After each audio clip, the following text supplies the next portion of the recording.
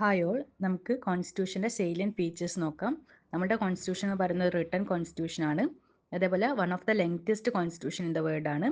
ഇതിൻ്റെ കാരണം എന്ന് പറയുന്നത് നമ്മൾ കുറേ ഫ്യൂച്ചേഴ്സ് വേറെ പല രാജ്യങ്ങളിൽ നിന്നും ബോറോ ചെയ്തിട്ടുണ്ട്.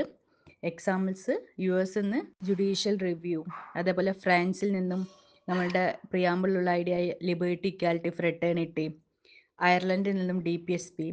ഇതുകൊണ്ടൊക്കെയാണ് നമ്മുടെ കോൺസ്റ്റിറ്റ്യൂഷൻ വലിയ കോൺസ്റ്റിറ്റ്യൂഷൻ ആണെന്ന് പറയുന്നത്, largest constitution in the world. നമ്മുടെ കോൺസ്റ്റിറ്റ്യൂഷൻ പറയുന്നത് റിജിഡും അല്ല ഫ്ലെക്സിബിളും അല്ല, രണ്ടിൻ്റെ ഒരു കോമ്പിനേഷൻ ആണെന്ന് പറയാം. ഫ്ലെക്സിബിൾ എന്ന് പറയുമ്പോൾ നമുക്ക് എന്തുണ്ട്, അമെൻമെൻ്റ് ഉണ്ട്. പക്ഷേ അമെൻമെൻറ്റ് സിമ്പിളായിട്ട് നടക്കുന്നതല്ല, ഒരുപാട് പ്രൊസീജിയർ ഉണ്ട്. അപ്പോൾ combination of rigidity and flexibility എന്ന് പറയാം. നമ്മളുടെ പാർലമെൻ്ററി ഫോം ഓഫ് ഗവൺമെൻറ് ആണ് വരുന്നത്. പാർലമെൻറ്റിൽ ഗ്രേറ്റസ്റ്റ് റെപ്രസെൻറ്റേഷൻ ഉള്ള പാർട്ടി ഗവൺമെൻറ് ഫോം ചെയ്യും. Parliamentary system, democratic form of government in which the party with the greatest representation in the parliament forms the government. Its leader becoming prime minister. പിന്നെ എല്ലാ ഇൻഡിവിജ്വൽസിനും fundamental rights ഉണ്ട്. അത് part 3 ഉള്ളത്, article 12 to 35. Fundamental rights എന്ന് പറയുമ്പോൾ right to equality, right to freedom of speech and expression, etcetera. അതുപോലെ നമ്മുടെ constitution DPSP തരുന്നുണ്ട്, director principles of state policy.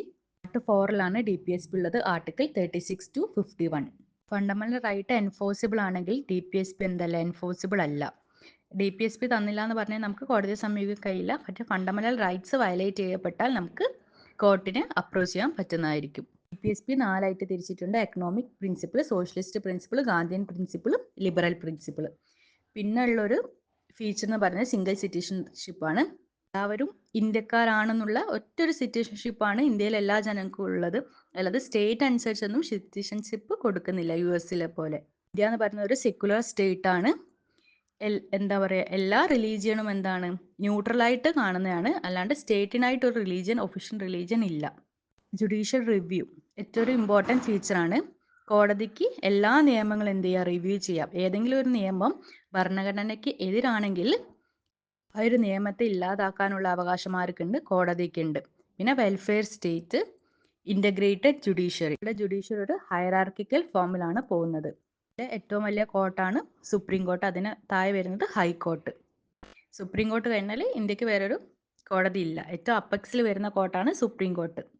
ഇത്രയൊക്കെയാണ് മെയിൻ ആയിട്ടുള്ള ഫീച്ചേഴ്സ് ഓഫ് ഇന്ത്യൻ കോൺസ്റ്റിറ്റ്യൂഷൻ എന്ന് പറയുന്നത്.